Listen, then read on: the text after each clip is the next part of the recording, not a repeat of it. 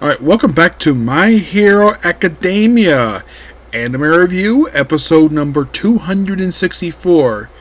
We are here reviewing the special that was basically announced 4 months ago. It's over 4 months ago. Known as More. And it adapts the special chapter that was released in this very volume. I kind of discussed this chapter when I got my hands on the book. And the fact that I pretty much basically, before the last season came out, I got this book, which was the final volume of My Hero Academia. Excuse me. And the episode itself does a really good job adapting this special chapter. Technically, this is chapter 431. The official ending of the series was chapter 430. This was a bonus chapter.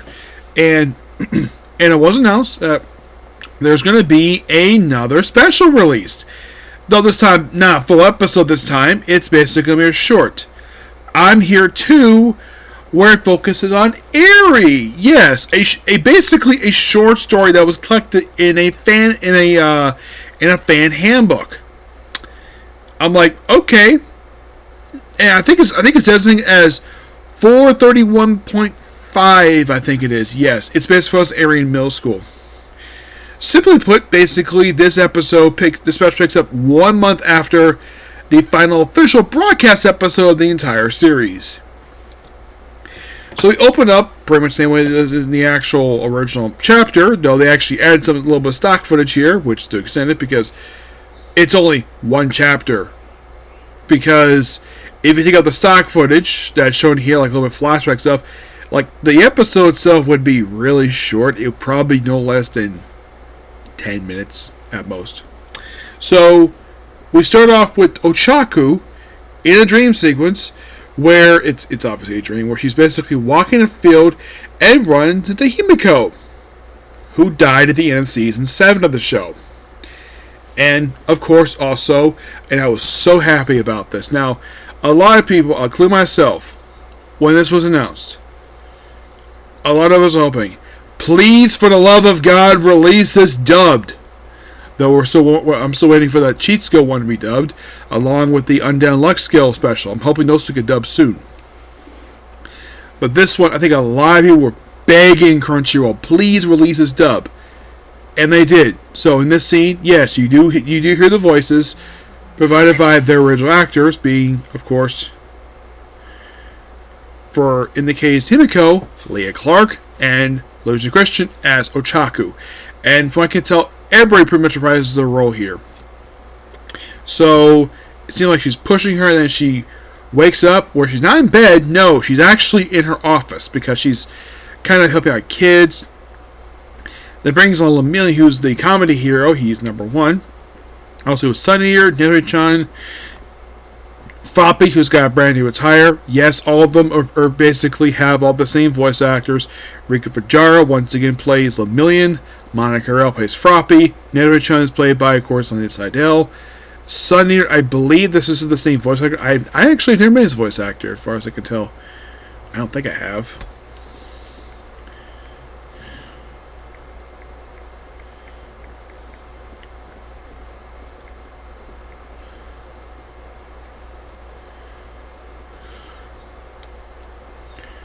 His voice actor is Aaron Desmuth. I actually have never met him. Nope, never met him. I'm trying to remember who else was here. Because I can bring him right now. So who else was here with this particular scene? I think I know it was Big 3, Froppy, Ochaku, and that's it. Just these 3. So, and I can list up right now. Lemillion is number 1. Neri-chan is basically number 7. And Sun Eater is a psychic at FedCom's agency, and he's now number 18. And Ochaku is basically ranked number 24. And of course, the whole thing is, the kids asking Lemillion, do the whole thing with the peach thing they did with Eri, and have his butt basically come out all the parts of the tree. And Ochaku helps this young kid, fires as we're in to stop the whole thing, which is kind of hilarious, the fact they did that. Yeah, so pretty much basically, and then right after this, basically, they go and we see Bakugo driving a car with, in the front seat, we have Red Riot and Deku in the back seat. Mind you, of course, the wheel is on the right side of the car because this is in Japan. Japanese cars are like British cars. The steering wheel is on the right side. Normally it's the shotgun seat. Here in the U.S., basically there it's the driver's seat, and the shotgun seat is the front seat, is the driver's seat of the car. And they do question about the whole seats thing, and of course they about a teacher, and a lot of that pretty much is pulled from here. And yes, all three still have their same voice actors: Justin Brenner as Deku, Clifford Champton as Bakugo, and Justin Clark Cook as Red Riot. And they arrive at a dinner because they're celebrating Shudo's promotion to number 2 hero. And yes, Dave Madra does reprise his role as basically the character. Pretty much everybody do. And we also show up their rankings. Yes, Deku is not ranked, per se. No. After the whole thing with the tree thing, and then... Also, I forgot to mention this. So, Ochaku does bring it to Froppy. She's been seeing... Well, he may go pop up her dream for the past month. And apparently it started once Deku returned to hearing. That's a callback to this. And so, basically, so Red Riot's currently number 12. Fat Gum is number 11. He's got a little hair growing out of this thing. So, in the case of Bakugo, he was ranking his debut at number 4. He's currently like 15. And, we see this here, and... So, then of course we show up all these other hero rankings. Shoot, of course, number 2. Charge Bull is number 44. They do note the fact that him and Earjack both still have age next to each other. Now, Cellophone, he's basically taking. So some of these characters get older. Yeah, let's have the older characters have facial hair, including one which makes no sense at all. Where Cellophone's ranked number 36. And Jenny's ranked 13. Tentacool 9. He's got a bit of facial hair. Menta is currently ranked at number 108. Earphone Jack is basically at number 30. Pinky, which they had, because like in the case of the manga itself, her hair grew out longer and she's much more well built because basically this is set 8 years in the future, and she's basically has the body of an adult woman now. So Ayama, basically he's the guy who talks to animals. Psychic at Tentacles Agency. Naichi is unranked. Invisible Girl is ranked 39. Tailman is 32. Togyao, which I think is, I just agency in this one, he's ranked number 17. Shiny Hero Psychic at Invisible Girl's Agency. So Marika, the Rabbit Hero, which, by the way, her voice actor does not reprise the role for the episode because she has no dialogue. Mount Lady is ranked number 8. Mount Lady is number 3. Best Genius, who in the show was always for the longest time ranked number 3, now ranked number 5. Mariko is ranked number 6 with these big guns. Kami Woods, who is Mount Lady's boyfriend, he's ranked number 4. She, of course, got a brand new attire post-time skip, and she's not aged very much at all. The Laundry Hero Bosch, ranked number 8. Prez Mike is 45. Here's her grew out. Durga's 42. Reiko's got like a spot now, which is weird. Yeah, they kept this in the anime, which I think is a little weird because it's a woman growing a spot, which makes no sense at all. You could think it's a piercing. I look at her face when it's in the anime. It looks like facial hair on a woman. I don't know why in the world they did this for Ryukyu. And yes, I have met her voice actress. That's Caitlin Barr, who voiced her in the anime, who does not prize the role here because she does not have dialogue here. Granted, one new character at number 20, then ranked number 2. Bandit number 10. Number 14, Battlefist number 23.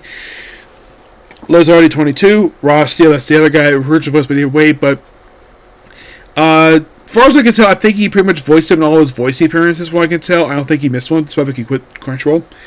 Comic Man is ranked 33. Cameo Psychic is Cross Agency, who's ranked 41. Gale Force is ranked number 16. And of course, the whole thing with Soba.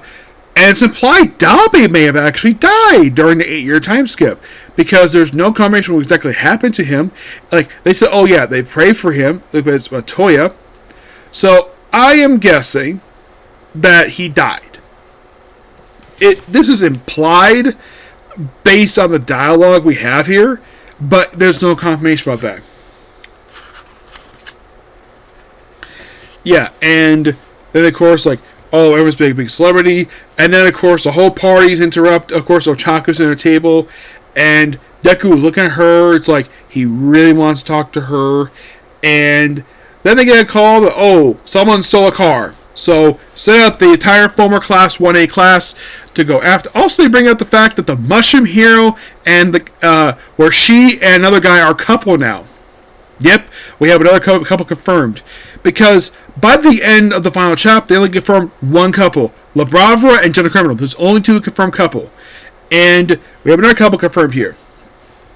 And they go out. It's a much more sequence that they extend a little bit in the anime, where they actually have where I think it was Ninja pop up from the car, smash, because in the manga it's like already over because it's over really quickly. So James stops the car, Byakuya when of course then Deku just uses the whip from the recreated All of One Quark, stop the car, get people arrested, and then of course I think it's like Pinky, Red Riot, I think it's Charge Bolt, all take a ride in Baku's car.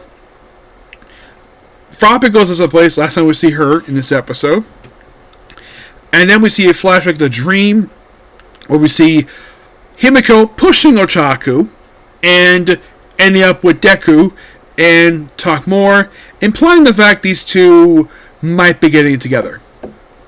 And that was the final chapter of the series. Well, the bonus chapter anyways. I kind of wish that we could confirm more couples here. Yes, and...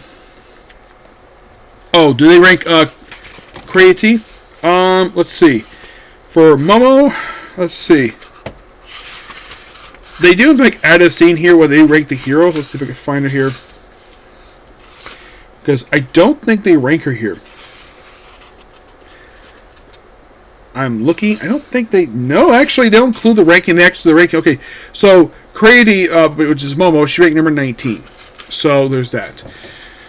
So I would have thought basically this is the most recent thing to review, unless of course we have the release of the final volume for My Hero Academia release, which I'm hoping to review that when it comes out. But in the case of what's next to review, well, aside from the next volume for My Hero Academia, it's that short. That's the next thing to review. Which, like in the case of the special, please bring back the voice acting Crunchyroll. Please. You gotta bring it back. Because I'm so glad basically Crunchyroll basically is listening to the fans. Like, I'm sure that this dub for the special, like a lot of people, not just myself, my friend Tivia, but we were all hoping that this was released dubbed because we begged. We really wanted this to be dubbed. And our wish was granted. We found out yesterday about this. I found out about this yesterday. I put a meme on basically doing the whole when Bryan Danielson from WWE doing yes, yes, yes. When I saw the fact it was released dubbed, I'm like, thank you. And of course we have the special coming, which I'm so glad. I kind of wish they were going to adapt it here, but they didn't, so they adapted for a short, which makes some sense given the fact it's probably... I have not read it yet, but it's probably a really short chapter, so I'm not surprised. It's a special. So you probably think like, okay, what exactly is next, My Hero? Well, after that special, you're like, okay, so for the main series, we're done, right? Yes, we'll be officially done once that special comes out. Main series, we completely all adapted. But the one thing I think a lot of people think would like to see from My Hero, aside from that special coming out, perhaps Season 3 for My Hero Academia Vigilantes. No word on it yet. I personally want to see it, given the fact there's still plenty of material to adapt. And I would definitely say that Team Up Missions would be a good thing to adapt. Like, given the fact that the manga is only 60 chapters, you could probably get a good about at least 2 seasons out, maybe 3. It depends on how much they adapt per episode, because each Team Up Mission is just one chapter. I don't think they'll adapt the shorts that they put in it in the actual volumes themselves. I highly doubt they would. But I think they probably would.